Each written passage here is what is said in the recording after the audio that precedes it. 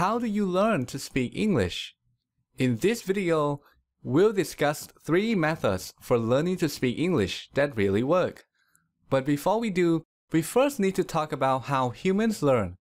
This is important because if you have some basic understanding of how we learn, you'll be able to distinguish good learning methods from bad ones.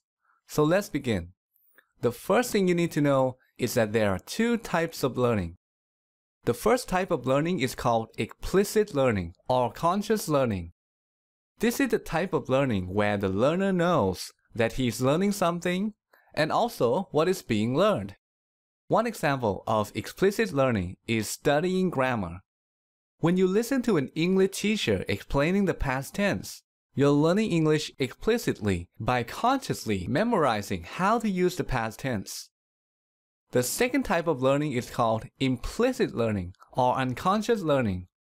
In implicit learning, the learner doesn't know what is being learned. Oftentimes, he's not even aware that he's learning something. The learning happens unconsciously. One example of implicit learning is listening to a conversation in English. When you listen to a conversation, your main goal is not to learn English, but to understand the conversation. But by doing the activity, you're simultaneously learning English.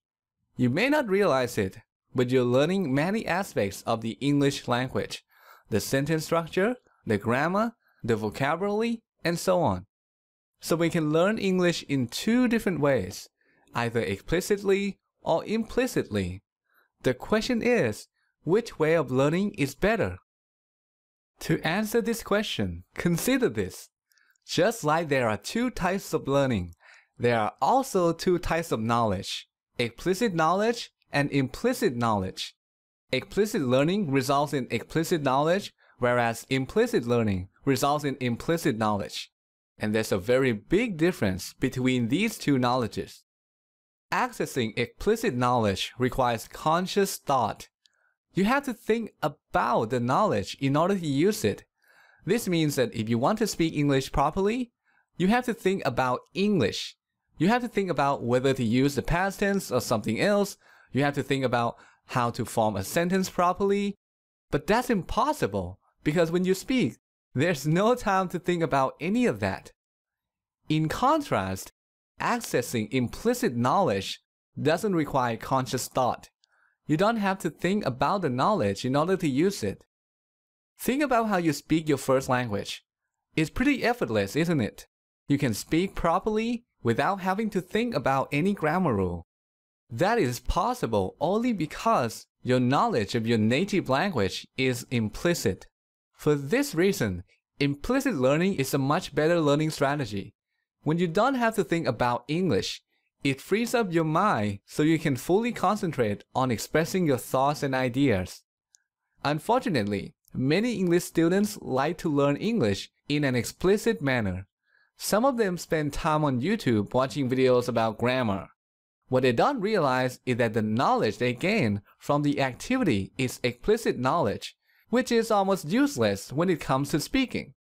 So let me share with you 3 methods for learning to speak English that really work. I'll give you an overview of them as well as their advantages and disadvantages. And at the end of this video, there'll be a link to a free resource where you can study each of these methods in detail. The first method is listening. Just listen to English as much as possible. An advantage of this method is that it's easy to do. You can do it while stuck in traffic, while exercising, while waiting in line, and so on. But the main drawback of this method is that it's too passive. Listening alone is not enough. You have to combine listening with some sort of speaking practice. And that brings us to the next method, which is to use English speaking courses that teach English implicitly. Let's see how these courses work. Is there a cat? No, there is not cat. No, there isn't a cat. What is there? There is a dog. A dog. There's a dog.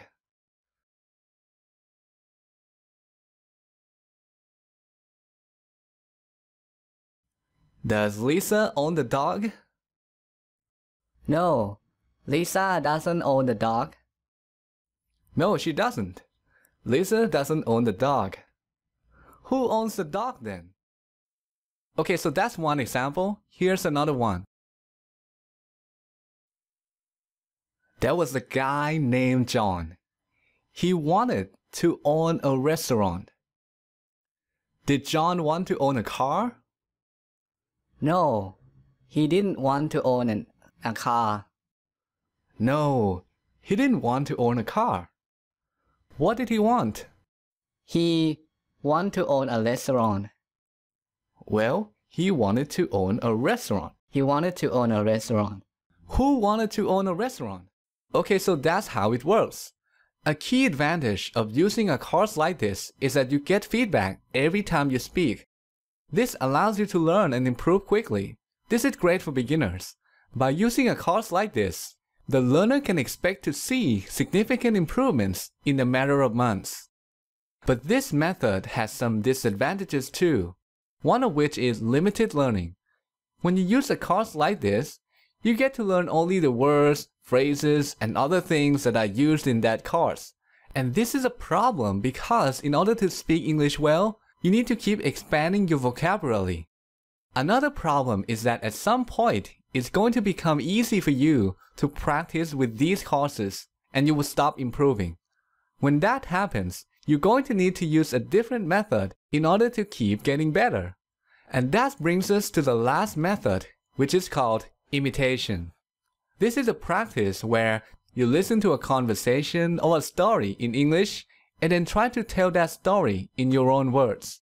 And by doing so, you get to learn grammar, vocabulary, and other aspects of English. This is a great method for intermediate and advanced speakers. A key advantage of this method is that there are virtually no limits to how much you can learn. The more you practice, the more you learn, and the larger your vocabulary. But the main problem with this method is that it can be difficult for beginners. If right now you can speak English just a little bit, you may not be able to practice imitation effectively. If that's the case, you might want to start with 1 or 2 speaking courses before you start using this method. Okay, so that's an overview of 3 learning methods that work because they're all a form of implicit learning. If you want to learn more about these methods, check out this resource where you can find a tutorial on imitation, a list of recommended speaking courses, and a video series on how to practice listening the right way. Just click here to go to that resource.